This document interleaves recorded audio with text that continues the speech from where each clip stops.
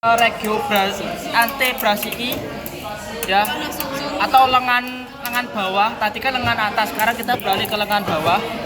Nah, untuk penyusun daripada regio antebrasii itu nanti ada dua tulang. Pertama ada os radius yang paling besar ya. Yang kedua ada os ulna yang paling kecil. Letaknya ada di kaudalnya. Ya. Kalau os radius ada di kranialnya. Nah, ini bisa jadi orientasi titik orientasinya. Nah, untuk proksimal kita akan menjumpai keberadaan dari suatu bugul sendi yang besar ya. Nah, dia itu letaknya juga ada di kaudal. Terus kemudian untuk bagian ventralnya kayak gini ya. Gini, terus bagian lateral. Nah, lateral medialnya ini agak sulit ya. Jadi kalian harus perhatiin. Nah, untuk os ulna pada hewan ruminansia dia itu panjangnya itu sampai ke bawah, sampai ke distal, dan dia itu yang bagian proksimalnya agak condong ke sebelah medial, sedangkan bagian lateralnya dia itu lateralnya, bagian distalnya agak ke lateral, bahkan menuju ke lateral, jadi kayak agak ngilang gitu. Jadi bagian distal daripada os ulna ini bisa dijadikan sebagai titik orientasi sisi lateral. Tuh, ya. Nah, sedangkan kalau pada hewan kuda, dia cuma berhenti di sepertiga proksimal aja. Kurang berkembang baik seperti pada hewan ruminansia yang lainnya. Oke, lanjut ke ini. Bentukan-bentukannya. Pertama, di sini ada bentukan apa ini tadi? Tuber olekranon ya, tuber olekranon. Dan di bagian distalnya ini ada bentukan apa? Processus anconeus ya, processus anconeus. Nah, kemudian di bagian bawahnya sini terdapat suatu bentukan, suatu irisan ya, suatu bentukan irisan, dan di mana dia tuh menyerupai bentukan kayak apa ya, kayak bulan sabit ya, makanya dinamakan dengan incisura semilunaris ya, incisura semilunaris. Nah, incisura semilunaris ini nanti akan bertaksir dengan bentukan apa? Jadi apa, aku coba menanya kalian apa? Bentuk, wah, bentukan trokea, benar ya? Bentukan trokea. Dengan trokleanya. Nah, kemudian untuk tuber olekranon ini nanti dia itu akan dilekati oleh apa? Musculus triceps brachii. Jadi triceps brachii itu berinsersi pada tuber olekranon.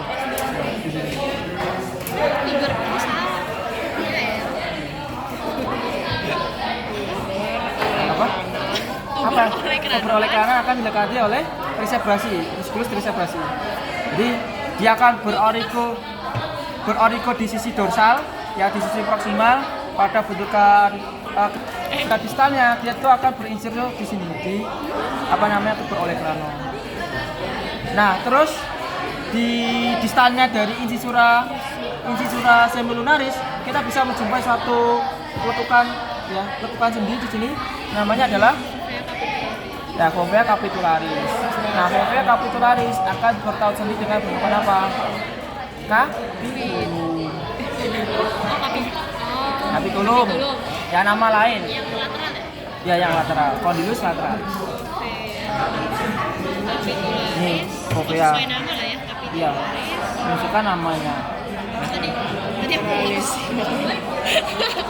Udah nggak fokus. Iya apa? Condylus ya? Apa sih? Capitulum tuh condylus kan? Ya, condylus. Nama lain dari condylus lateralis. Namanya capitulum. Terus lanjut ya, di sini kita bisa menjumpai suatu bentukan yang dihasilkan oleh os radius dan juga os ulna ini. Di sini kita bisa menjumpai suatu bentukan taju ya, yang dinamai dengan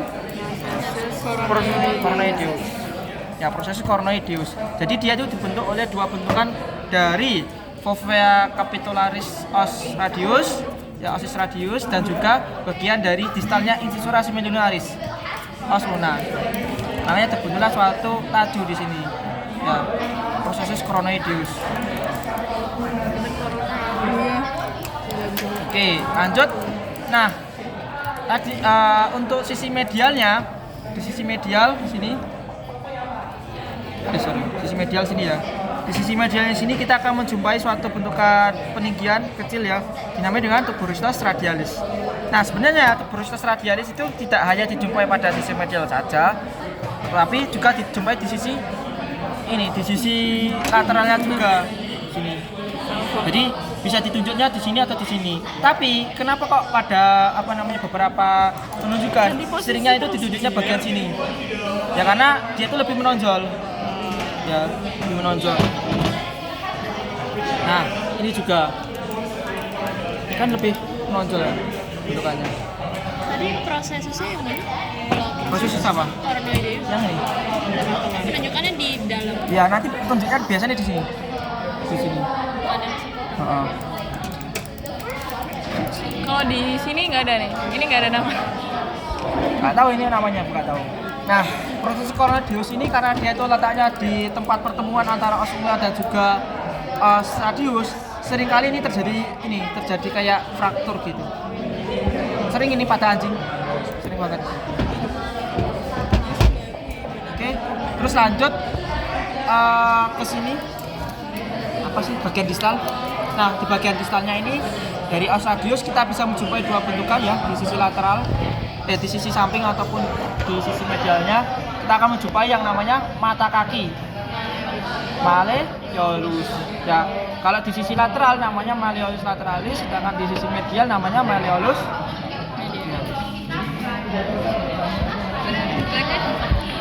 Ya, penunjukannya selalu di sebelah sini. Ya, di sisi samping. Oke, kita lanjut ke os ulna.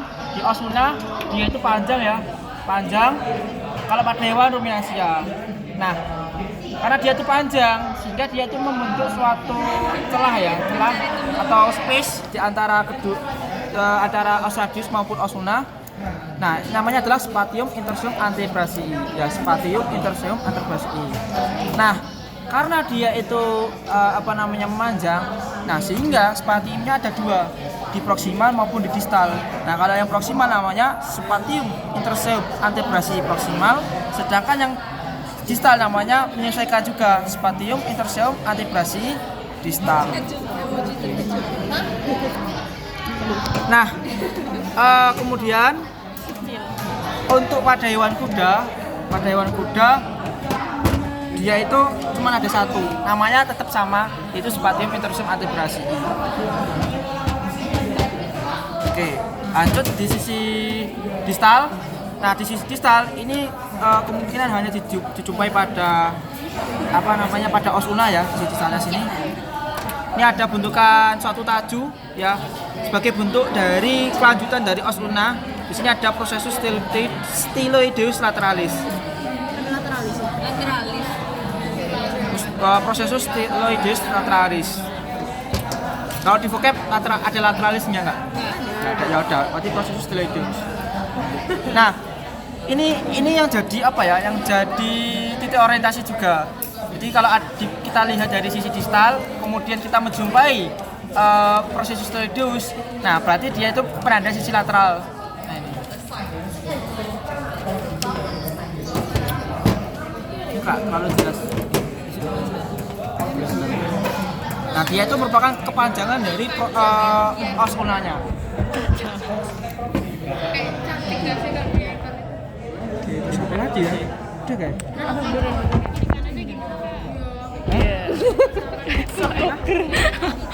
Ini mana nih menurut kamu?